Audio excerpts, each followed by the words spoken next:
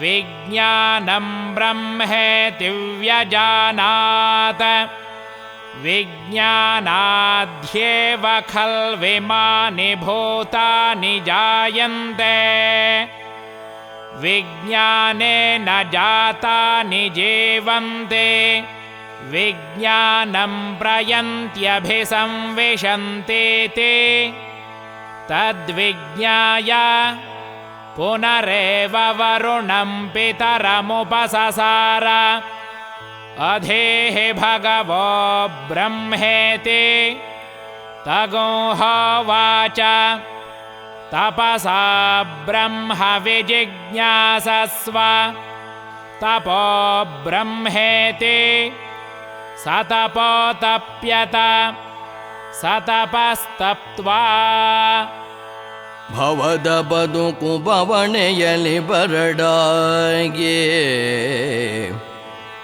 ತಮಿಶ್ರ ಕವಿದು ಲೋಕದಲ್ಲಿ ಉಲ್ಲಾಸ ಉತ್ಸಾಹಗಳು ಸವೆಯುವ ದುರಂತವ ಸರಿಸಿ ಅರಿವಿನ ಪ್ರಭೆಯಲಿ ನೆನೆಸುವುದು ವಿಜ್ಞಾನವು ನವನವೀನಗಳ ಅನ್ವೇಷಿಸುತ್ತ ಸಸ್ಯಗಳು ಭುವಿಯಲಿ ವಿಕಾಸವಾಗುತ್ತ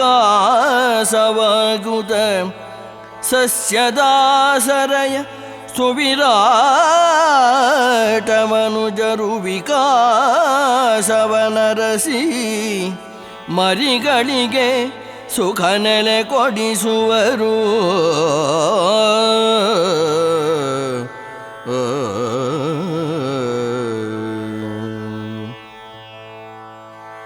ಹೊಸತುಗಳ ಕೌತುಕದಿ ಅರಸುತ್ತ ಮಾನವನು ಕುಸಿಯದಾಸೆಯ ಬೆಳೆಸಿ ಸುಖವನಾವಿಷ್ಕರಿಪ ಪಸೆಗೆ ಪೂರಕವಾಗಿ ವಿಜ್ಞಾನವು ಮಿದುಳ ಬೆಳೆಸುವುದು ಪರಮ ಸೋಜಿಗ. ಹಸುಕಂದ ಮನುಜನು ಪ್ರಕೃತಿಯ ವಿಜ್ಞಾನ ಗಣಿ ಬಸುರಲ್ಲಿ ಜನಿಸುತ್ತ ವಿಜ್ಞಾನದಲ್ಲಿ ಬದುಕಿ ವಿಜ್ಞಾನದಲ್ಲಿ ಬದುಕಿ ಕೊಸರೆಂದು ವಿಜ್ಞಾನದಿ ಲಯವೆನೆ ವಿಜ್ಞಾನವೇ ಬೊಂಬನೆಂದನು ಭೃಗುವು.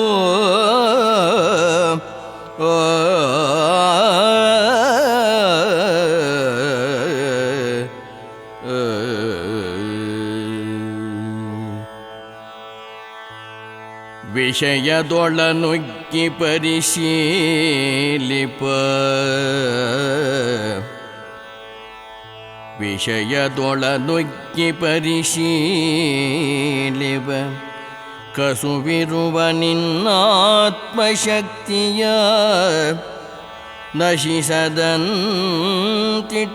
ಸಲಹುವ ವಿಜ್ಞಾನಕ್ಕೆ ಶರಣು ನಾ. ಅಶನಮನ ಜೀವಗಳು ಅತಿಶಯ ವಿಜ್ಞಾನ ಕಲಶವೇ ಸರಿ.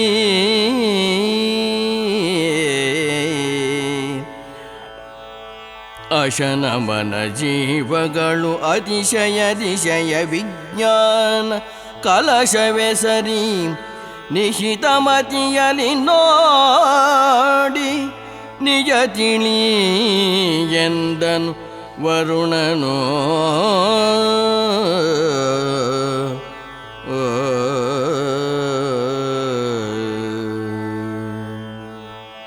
ತಪಸ್ ಮಾಡ್ತಾ ಮಾಡ್ತಾ ಭೃಗು ಮುನಿಯ ಮನಸ್ಸಿನಲ್ಲಿ ಒಂದು ಹೊಸ ವಿಷಯ ಸಂಚಾರ ಮಾಡುತ್ತಂತೆ. ಯೋಚನೆ ಮಾಡ್ತಾನೆ, ಹೌದಲ್ವಾ, ಬರೀ ಮನಸ್ಸಿದ್ರೆ ಹೇಗಾಗುತ್ತೆ? ಈ ಭೂಮಿಯ ಮೇಲೆ ಇರ್ತಕ್ಕಂತಹ ಎಲ್ಲ ಜೀವಿಗಳು ಕೂಡ ಯಾವುದೋ ಒಂದು ಮಿತಿಯಲ್ಲಿ ಜೀವನವನ್ನು ಮಾಡ್ತಾ ಇವೆ. ಹಾಗಾಗ್ಬಿಟ್ಟು ಹೊಸದರ ಕಡೆಗೆ ಅನ್ವೇಷಣೆ ಮಾಡ್ತಾ ಮಾಡ್ತಾ ಮಾಡ್ತಾ ಹೋಗ್ತಾ ಇವೆ. ಹಾಗಾಗ್ಬಿಟ್ಟೆ ಈ ಜೀವ ವಿಕಾಸ ಅಂತಕ್ಕಂಥದ್ದು ಅಮೀಬಾದಿಂದ ಹಿಡಿದು ಮನುಷ್ಯನವರೆಗೆ ಬಂದಿದೆ. ಹೀಗಿರುವಾಗ ಆ ವಿಕಾಸ ಅನ್ನತಕ್ಕಂಥದ್ದು ಕೂಡ ಒಂದು ವಿಜ್ಞಾನವೇ ಹೌದು. ಆ ವಿಜ್ಞಾನದ ಮೂಲಕ ಎಲ್ಲವೂ ನಡೀತಾ ಇದೆಯೋ ಏನೋ ಅಂತ ಕಾಣಿಸ್ತಾ ಇದೆ. ಈ ಮನುಷ್ಯನ ಜೀವನದಲ್ಲಿ ಬದುಕು ಅನ್ನತಕ್ಕಂಥದ್ದು ಬಹಳ ಸಂಕಷ್ಟದಿಂದ ಕೂಡಿದೆ. ಈ ವಿಜ್ಞಾನವು ಈ ಸಂಕಷ್ಟಗಳಿಗೆ ಒಂದು ಪರಿಹಾರವನ್ನು ಸೂಚಿಸ್ತಾ ಹೊಸ ಹೊಸ ಸುಲಭ ಸಾಧ್ಯತೆಗಳನ್ನು ತೋರಿಸ್ತಾ ಇದೆ. ಹಾಗಾಗ್ಬಿಟ್ಟು ಈ ವಿಜ್ಞಾನವು ಮನುಷ್ಯನ ಬದುಕನ್ನು ನೇರ ಮಾಡೋದಲ್ಲದೆ ಜ್ಞಾನದ ಪ್ರಭೆಯನ್ನು ತೋರಿಸ್ತಾ ಇದೆ. ಹೊಸ ಹೊಸ ಸಾಧ್ಯತೆಗಳು, ಹೊಸ ಹೊಸ ಜ್ಞಾನಗಳನ್ನು ತೋರಿಸ್ತಾ ಇದೆ, ಹೊಸದನ್ನು ತೋರಿಸ್ತಾ ಇವೆ. ಸಸ್ಯಗಳು ಕೂಡ ಮೊದಲು ಒಂದು ರೀತಿ ಇದ್ವು. ವಿಕಾಸ ಆಗ್ತಾ ಆಗ್ತಾ ಆಗ್ತಾ ಹೊಸ ಹೊಸ ಸಸ್ಯ ಪ್ರಭೇದಗಳು ಹುಟ್ಟುಕೊಂಡವು. ಆ ಸಸ್ಯದ ಮೇಲೆ ಆಸರೆ ಹೊಂದಿ ಆ ಸಸ್ಯದ ಪೋಷಣೆಯನ್ನು ಪಡೆದು ಮನುಜರು ವಿಕಾಸವನ್ನು ಹುಡುಕ್ತಾ ಹುಡುಕ್ತಾ ಹುಡುಕ್ತಾ ತಮ್ಮ ಸಂತಾನಕ್ಕೆ ಒಳ್ಳೆಯದಾಗಬೇಕು, ಇನ್ನೂ ಅನುಕೂಲವಾದಂತಹ ಜೀವನ ಸಿಗಬೇಕು ಅಂತ ಕಷ್ಟಪಡ್ತಾ ಇದ್ದಾರೆ. ಹೀಗಿರುವಾಗ ಹೊಸದುಗಳನ್ನು ಕುತೂಹಲದಿಂದ ಈ ಮನುಷ್ಯ ಹುಡುಕ್ತಾ ಹುಡುಕ್ತಾ ಹುಡುಕ್ತಾ ತನ್ನಲ್ಲಿರ್ತಕ್ಕಂತಹ ಒಂದು ನಿರಾಶೆಯನ್ನು ತೊಡಿತಾನೆ. ಜೀವನೋತ್ಸಾಹವನ್ನು ಬೆಳೆಸ್ಕೊಂಡು ಸುಖವನ್ನು ಹುಡುಕುವಂಥ ಒಂದು ದಿಕ್ಕಿನಲ್ಲಿ ನಡೀತಾ ನಡೀತಾ ನಡೀತಾ ಹೋಗ್ತಾ ಇರೋ ಹಾಗೆ ಆ ವಿಜ್ಞಾನವೂ ಕೂಡ ಮಿದುಳನ್ನು ಅವನ ಅವಶ್ಯಕತೆಗೆ ತಕ್ಕ ಹಾಗೆ ಈ ಭೂಮಿಯ ಪ್ರಕೃತಿಯು ಆ ಮಿದುಳನ್ನು ಹೆಚ್ಚು ಹೆಚ್ಚು ಪ್ರಬುದ್ಧವಾಗಿ ಬೆಳೆಸ್ತಾ ಇದೆ. ಹಾಗಾಗ್ಬಿಟ್ಟು ಈ ಮನುಷ್ಯ ಅಂತಕ್ಕಂಥ ಪ್ರಕೃತಿಯ ಹಸು ಕಂದ, ಇವನು ಪ್ರಕೃತಿಯ ಶಿಶು. ಇವನು ವಿಜ್ಞಾನದ ಗಣಿಯಲ್ಲಿ ಆ ಬಸರಿನಲ್ಲಿ ಹುಟ್ಟುತ್ತಾನೆ, ವಿಜ್ಞಾನದಲ್ಲೇ ಬದುಕ್ತಾನೆ. ಅಷ್ಟಲ್ಲದೆ ವಿಜ್ಞಾನದ ಮೂಲಕವೇ ಲಯವಾಗ್ತಾನೆ. ಹಾಗಾಗ್ಬಿಟ್ಟು ವಿಜ್ಞಾನವೇ ಬ್ರಹ್ಮ, ಅವನೇ ಬ್ರಹ್ಮ ಅಂತ ಅವರ ಅಪ್ಪನ ಕೈಲಿ ಹೇಳ್ತಾನೆ. ಆವಾಗ ವರುಣ ಹೇಳ್ತಾನೆ, ಅಪ್ಪ ಮಗು ಎಷ್ಟು ಚೆನ್ನಾಗಿ ಮಾತಾಡ್ತೀಯೋ ನೀನು, ವಿಜ್ಞಾನದ ಮಹಿಮೆ ಅಗಾಧವಾಗಿದೆ, ನೀನು ಅದನ್ನು ಸಂಪೂರ್ಣವಾಗಿ ಅರ್ಥ ಮಾಡ್ಕೊಂಡಿದ್ದೀಯಾ. ಮನುಷ್ಯನ ಆತ್ಮಶಕ್ತಿ ಅನ್ನತಕ್ಕಂಥದ್ದು ನಾಶವಾಗದೇನೆ ಉತ್ಸಾಹ ಮತ್ತು ಆತ್ಮವಿಶ್ವಾಸಗಳು ಕುದುರಬೇಕಾದರೆ ಅವನಿಗೆ ವಿಜ್ಞಾನದ ಅವಲಂಬನೆ ಅತ್ಯವಶ್ಯಕ. ಊಟ, ಮನಸ್ಸು, ಜೀವಗಳು ಎಲ್ಲವೂ ಕೂಡ ಹೊಸ ಹೊಸ ವೈಜ್ಞಾನಿಕ ಪರಿಸರದಲ್ಲಿ ಹೊಸದನ್ನು ಹುಡುಕ್ತಾ ಸಂಚರಿಸ್ತಾ ಇವೆ. ಹೀಗಿರ್ತಕ್ಕಂಥ ಸಂದರ್ಭದಲ್ಲಿ ನೀನು ವಿಜ್ಞಾನದ ಮಹಿಮೆಯನ್ನು ನೀನು ನನಗೆ ಹೇಳ್ಕೊಟ್ಟಿದೀಯ ಮಗು. ಆದರೂ ಕೂಡ ಸ್ವಲ್ಪ ಡೌಟ್ ಇದೆ ಕಣಯ್ಯ, ಇನ್ನೊಂದು ಸಲ ಟ್ರೈ ಮಾಡ್ಬಿಟ್ಟು ನೋಡೋಣ, ನಿಂಗೆ ಗೊತ್ತಾಗಿಲ್ಲದೆ ನಾನು ಹೇಳ್ಕೊಡ್ತೀನಿ, ಕಷ್ಟ ತಗೋಬೇಡ, ನೀನು ನೋಡು ಅಂತ ಹೇಳಿ ವರುಣ ಭೃಗುವನ್ನು ವಾಪಸ್ ಕಳಿಸ್ತಾನಂತೆ. ಭೃಗು ಸಹನೆಯಿಂದ ಯಾಕೆಂದರೆ ಅವನಿಗೆ ಜ್ಞಾನ ಬೇಕು, ಅಂತಿಮವಾದ ಸತ್ಯ ಬೇಕು, ಬ್ರಹ್ಮ ಎಲ್ಲಿದೆ ಅಂತ ಅವನು ಹುಡುಕಲೇಬೇಕು ಅಂತ ಅವನು ಪಣ ತೊಟ್ಟಿದ್ದ. ಹಾಗಾಗ್ಬಿಟ್ಟು ಅವನು ಸಹನೆಯಿಂದ ಹಿಂತಿರುಗಿ ಬಂದು ಮತ್ತೆ ತಪಸ್ ಮಾಡ್ತಾನಂತೆ. ತಪಸ್ ಮಾಡಿಬಿಟ್ಟು ಏನು ಕಂಡು ಹಿಡ್ಕೊಂಡ ಈ ಪದ್ಯವನ್ನು ಕೇಳಿ.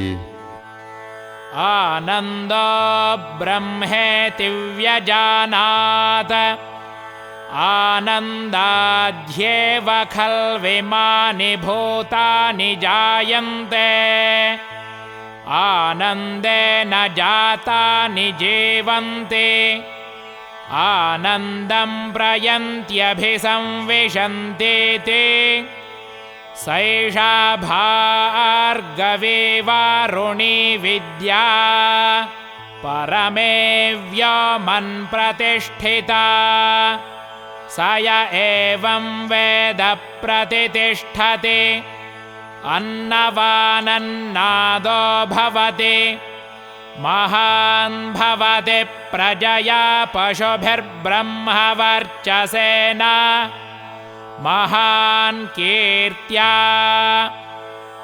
ಅನ್ನಮನ ಪ್ರಾಣ ವಿಜ್ಞಾನಗಳ ಆಸರೆಗೆ ಮುನ್ನ ಬೊಮ್ಮನೊಳಿರುವ ಅಮೃತ ನಿಧಿ ಆನಂದ ಭಿನ್ನಪವೆ ಜೀವಸೆಲೆಯ ನೆಲೆಯನ್ನುವುದ ತಪದಲ್ಲಿ ಕಂಡನು ಭೃಗುಮುನಿಯೋ ಇನ್ನು ಸಂಶಯವಿಲ್ಲಲಾಪಿತನೇ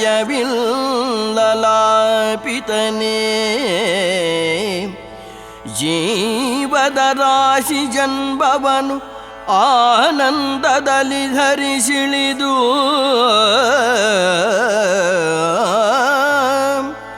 ಅವಿಚ್ಛಿನ್ನ ಆನಂದದಿ ಬದುಕಿ ಲೀನವಾಗೇ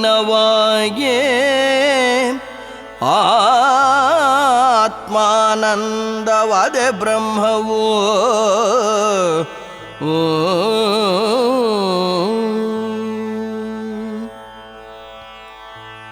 ವರುಣನು ಮಗನ ನುಡಿಗೆ ಸಂತಸವ ತೋರ್ಪಡಿಸಿ ಹರುಷದಲ್ಲಿ ಬಿಗಿ ತಪ್ಪಿಸುತನ ಸೂತ್ರವನೊಪ್ಪಿ ನಿರುತನಾಗಿರುಸುತ್ತನೇ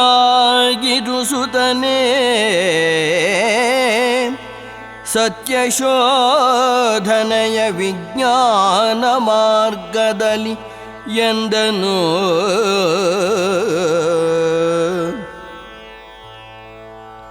ಪರಮೇಷ್ಠಿ ಭಾರ್ಗವಿ ವಾರುಣಿ ನಿಜ ವಿದ್ಯೆ ಪರಿಧಿ ಮೀರಿ ಪರಮಂ ವ್ಯೋಮದಿಂ ವ್ಯಾಪಿಸಿರೇ ಅರಿತವನು ಅದರೊಳು ನೆಲೆಸಿ ಅರಿತವನು ಅದರೊಳು ನೆಲೆಸಿ ಅನ್ನ ಸಂತಾನ ಕೀರ್ತಿಯಲಿ ಶೋಭಿಸುವನು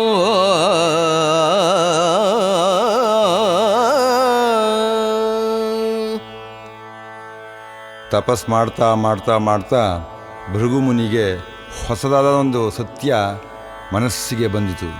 ಯೋಚನೆ ಮಾಡ್ತಾನಂತೆ, ಅನ್ನ, ಮನಸ್ಸು, ಪ್ರಾಣ, ವಿಜ್ಞಾನ ಇವೆಲ್ಲವೂ ಕೂಡ ಯಾವುದೋ ಒಂದು ಆಸರೆಯಲ್ಲಿವೆ. ಅವು ಸ್ವತಂತ್ರವಲ್ಲ. ಅದು ಯಾವುದದು? ಆ ಪರಬ್ರಹ್ಮನಲ್ಲಿರ್ತಕ್ಕಂತಹ ಅಮೃತ ನಿಧಿ ಆನಂದ. ಆ ಆನಂದವೇ ಈ ಜೀವಸಲೆಯನ್ನು ಹಿಡ್ಕೊಂಡಿದೆ. ಆನಂದ ಅನ್ನೋದು ಇಲ್ಲದೇ ಇದ್ದರೆ ಜೀವಗಳು ಭೂಮಿಯ ಮೇಲೆ ಇರೋದಕ್ಕೆ ಸಾಧ್ಯವೇ ಇಲ್ಲ. ಹಾಗಾಗಿಬಿಟ್ಟು ಆನಂದವೇ ಬ್ರಹ್ಮ ಅಂತ ತಿಳ್ಕೊಂಡು ಹೋಗ್ತಾನಂತೆ. ಅಪ್ಪಯ್ಯ, ಈವಾಗ ಯೋಚನೆ ಮಾಡಿದ್ದೀನಿ, ಇದು ಆನಂದವೇ ಬ್ರಹ್ಮ ಅನ್ನೋವಂಥ ಒಂದು ತೀರ್ಮಾನಕ್ಕೆ ನಾನು ಬಂದಿದ್ದೀನಿ. ಈ ಭೂಮಿಯ ಮೇಲೆ ಹುಟ್ಟಿರ್ತಕ್ಕಂತಹ ಪ್ರತಿಯೊಂದು ಜೀವಿಯೂ ಕೂಡ ಆನಂದದಿಂದ ಹುಟ್ಟುವ ಮೊದಲು ಕೂಡ ಆನಂದದ ಸ್ವರೂಪವಾದಂತಹ ಪರಬ್ರಹ್ಮನಿಂದ ಹೊರಗಡೆ ಬಂದು ಆನಂದದಲ್ಲಿ ಹುಟ್ಟಿ ಆನಂದದಲ್ಲಿ ಬದುಕಿ ಕೊನೆಗೆ ಆನಂದದಲ್ಲಿಯೇ ಲೀನವಾಗುತ್ತವೆ. ಹಾಗಾಗಿಬಿಟ್ಟು ಆನಂದವೇ ಬ್ರಹ್ಮ. ಅಪ್ಪ, ನಾನು ಹೇಳ್ತಿರೋದು ಕರೆಕ್ಟಾ? ಅದಕ್ಕೆ ವರುಣ ಹೇಳ್ತಾನಂತೆ, ಅಪ್ಪಯ್ಯ ಮಗು, ಎಷ್ಟು ಚೆನ್ನಾಗಿ ಮಾತಾಡ್ತೀಯಲ್ಲಪ್ಪ. ನೀನು ಹೇಳಿದ್ದು ಸತ್ಯಸ್ಯ ಸತ್ಯ. ಆನಂದವೇ ಬ್ರಹ್ಮ ಕಣೆಯ. ಬ್ರಹ್ಮ ಅನ್ನತಕ್ಕಂಥದ್ದು ಯಾವುದೇ ಶರೀರದ ಆಸರೆಯನ್ನು ಇಟ್ಕೊಂಡಿರತಕ್ಕಂತಹದ್ದಲ್ಲ. ಬ್ರಹ್ಮಾನಂದ ಅನ್ನತಕ್ಕಂಥದ್ದು ಒಂದು ಸ್ವರೂಪ, ಅದೇ ಬ್ರಹ್ಮ. ಬ್ರಹ್ಮವೇ ಆನಂದ. ಆನಂದ ಅನ್ನತಕ್ಕಂಥದ್ದು ಒಂದು ಸ್ಥಿತಿ, ಅದೊಂದು ಸ್ಥಿತಿ. ಆ ಸ್ಥಿತಿಯೇ ಬ್ರಹ್ಮ. ನೀನು ಬಹಳ ಚೆನ್ನಾಗಿ ಹೇಳಿದ್ದೀಯ. ಈ ಬ್ರಹ್ಮಾನಂದದಲ್ಲಿ ನೀನು ಸಂತೋಷಪಡು ಅಂತ ಹೇಳಿ ಆಶೀರ್ವಾದ ಮಾಡಿ ಕೊಡ್ತಾನಂತೆ. ಅಲ್ಲಿಂದ ಮುಂದಕ್ಕೆ ಈ ವಿದ್ಯೆ, ಈ ಬ್ರಹ್ಮಾನಂದದ ವಿದ್ಯೆ, ಈ ಭೃಗು ಮಹರ್ಷಿ ಕಂಡಿರ್ತಕ್ಕಂಥ ಒಂದು ವಿದ್ಯೆ, ಆ ಒಂದು ಹೊಸ ಅನ್ವೇಷಣೆ, ಹೊಸ ಒಂದು ಸೂತ್ರವು ಪರಮೇಷ್ಠಿ ಭಾರ್ಗವಿ ವಾರುಣಿ ವಿದ್ಯೆ ಅಂತ ಪ್ರಸಿದ್ಧವಾಯ್ತಂತೆ. ಇಂತಹ ಅಪೂರ್ವವಾದಂತಹ ಬ್ರಹ್ಮಾನಂದದ ವಿದ್ಯೆಯನ್ನು ಕಲಿತುಕೊಂಡಂತಹ ಮನುಷ್ಯ ತನ್ನ ಪರಿಧಿಗಳನ್ನು ಮೀರಿ ಪರಮವ್ಯೋಮದಲ್ಲಿ ವ್ಯಾಪಿಸ್ತಾನಂತೆ, ಅಲ್ಲಿಯೇ ನೆಲೆಸ್ತಾನಂತೆ. ಅಂತಹ ಅವನ ಮನಸ್ಸು ಯಾವಾಗಲೂ ಸಂತೋಷದಿಂದ ತುಂಬಿರುತ್ತಂತೆ, ಬ್ರಹ್ಮಾನಂದದಲ್ಲಿ ಲೀನವಾಗಿರುತ್ತಂತೆ. ಅವನು ಅನ್ನ, ಸಂತಾನ ಮತ್ತು ಕೀರ್ತಿಗಳನ್ನು ಗಳಿಸ್ತಾನಂತೆ. ಈಗ ಅನ್ನದ ಮಹಿಮೆಯನ್ನು ಕೇಳಿ. ಅನ್ನನ್ನ ನಿಂದ್ಯಾತ್ ತದ್ವ್ರತಂ ಪ್ರಾಣೋ ವಾ ಅನ್ನಂ ಶರೀರಮನ್ನಾದಂ ಪ್ರಾಣೇ ಶರೀರಂ ಪ್ರತಿಷ್ಠಿತಂ ಶರೀರೇ ಪ್ರಾಣಃ ಪ್ರತಿಷ್ಠಿತಃ ತದೇತದನ್ನಮನ್ನೇ ಪ್ರತಿಷ್ಠಿತಂ ಸ ಯ ಏತದನ್ನಮನ್ನೇ ಪ್ರತಿಷ್ಠಿತಂ ವೇದ ಪ್ರತಿಷ್ಠತಿ ಅನ್ನವಾನನ್ನಾದೋ ಭವತಿ ಮಹಾನ್ ಭವತಿ ಪ್ರಜಯಾ ಪಶುಭಿರ್ಬ್ರಹ್ಮವರ್ಚಸೇನ ಮಹಾನ್ ಕೀರ್ತ್ಯಾ. ಪರಬೊಮ್ಮನ ಪ್ರತಿನಿಧಿ ಜೀವನಿಧಿ ಗಂಧವನು ಪರಿಪರಿಯ ಭಕುತಿಯಲಿ ಗೌರವಿಸುವುದು ವ್ರತವೋ.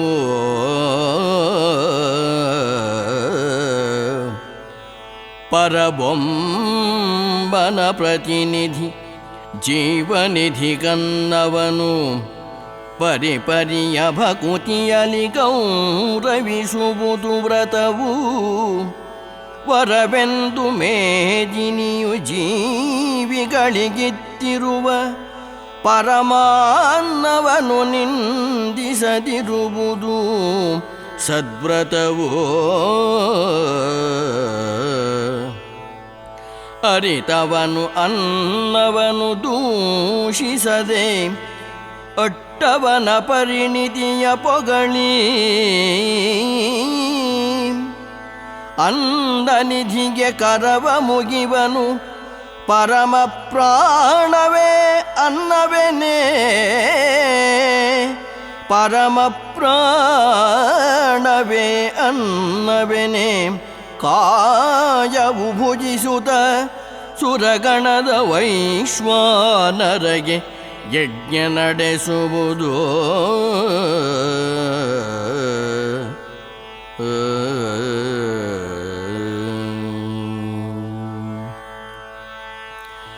ನರದೇಹ ಪ್ರಾಣದಾಶ್ರಯ ಪಡೆಯೇ ಸಿರಿಜೀವ ಹರಿಯುತ್ತ ದೇಹದೊಳು ವಿದ್ಯುದಾವೇಗದಲ್ಲಿ ಸುರಚನೆಯ ಭೌತಿಕ ಶರೀರದಿ ನೆಲೆ ಹಿಡಿಯುವುದು. ಧರೆಯ ಕಣಗಳು ಸೇರುತ್ತ ಶರೀರವಾದಂತೆ ಧರೆಯ ಕಣಗಳು ಸೇರುತ್ತ ಶರೀರವಾದಂತೆ ಮರೆಯ ಖನಿಜಾಣುಗಳು ಅನ್ನವಾಗಿ ಬೆಳೆಯುದ ಕರಪಿಡಿದು ಉಣಿಸಿದೆ ಅನ್ನದಲ್ಲಿ ಸೇರುವುವು. ಓ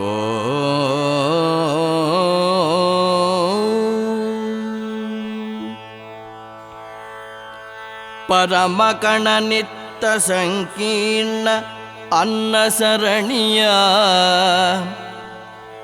ಸರಪಡಿಯ ಶ್ರೀಮಂತ ಸುವ್ಯವಸ್ಥೆಯ ನರಿತು ಪರಿಚಿತ ನಿಕಟ ಭಾವದಲ್ಲಿ ಅನ್ನದ ಜೊತೆಯಿರೇ ಮರಣವನು ಮೀರಿ ಅನ್ನವನುಣ್ಣುತ ಸ್ವಪುತ್ರ ಪರಿವಾರದೊಡನೆ ಅಂದ ಸಮೃದ್ಧಿ ಕೀರ್ತಿಗಳ ಹೊರತೆ ಕಾಣುದ ಬ್ರಹ್ಮತೇಜ ಗೋಧನವೆಲ್ಲ ಬೆರತಿಹ ಸುಖೋತ್ಕರ್ಷ ವಲಯದಲ್ಲಿ ನೆಲೆಸುವನು.